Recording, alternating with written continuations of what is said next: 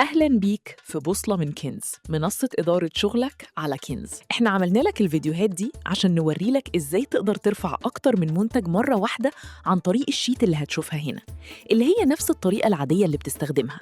هتفتح بوصلة وتروح على إدارة المحتوى. بعد كده تدخل على إدارة المنتجات، تدوس على إضافة منتج جديد، وبعدين تختار بيع منتجات جديدة. هتلاقي هنا كمان ملف فيه الفئات وتقسيماتها علشان يساعدك تختار صح. هتنزل الشيت وتدوس على فايل الإنشاء وتنزله هو كمان. هتفتح الشيت وتبدأ تملى البيانات.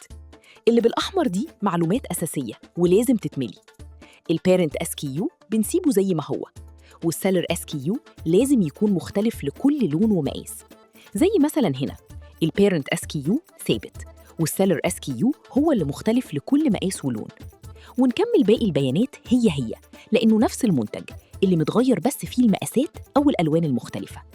بعد كده نحط اسم المنتج بالعربي، الماركة، تفاصيل المنتج، لون، مقاس، استخدام، ونخلي كل حاجة فيهم في سطر لوحدها.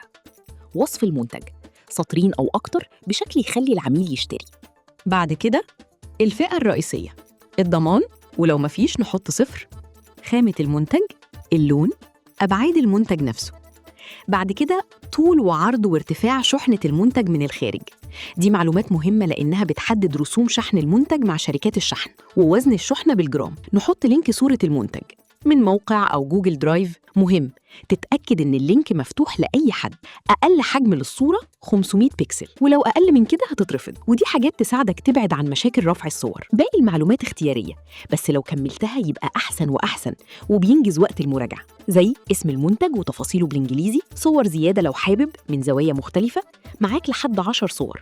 وده الشيت بعد ما ملينا البيانات اللي قلناها. بعد ما تخلص احفظ الشيت وارجع على بصلة، دوس رفع الملف، اختار الشيت ودوس حفظ. هيظهر لك المنتجات بتتحمل وتترفع دلوقتي. وجوه بصلة بقى هتروح على المنتجات اللي تحت المراجعة. في منتجات تحت المراجعة هتلاقي منتجات تحت مراجعة كنز. الصورة لو تمام هيكتب إنه جاري المراجعة. ملحوظة: مراجعة المنتج بتاخد 48 ساعة عمل في حالة إنك حاطط كل البيانات المطلوبة وكله مظبوط. ممكن ياخد وقت أطول لو في بيانات كتير ناقصة أو مش مكتوبة بالشكل المطلوب. تقدر تدوس على شوف التفاصيل، هيظهر لك كل التفاصيل اللي مليتها في الشيت للمنتج.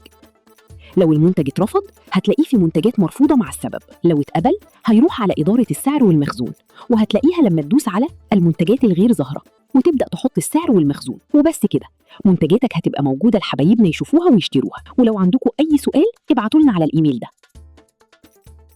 كده كل حاجة هتحتاجها عشان تبدأ تكريت هتلاقيها هنا على بوصلة، زي فئات المنتجات بكل تفاصيلها عشان تعرف منتجاتك تبع أنهي فئة، طرق رفع المنتجات وشرح كل طريقة بالتفصيل. وعلى قناة اليوتيوب هتلاقي فيديوهات شرح لكل طريقة خطوة بخطوة.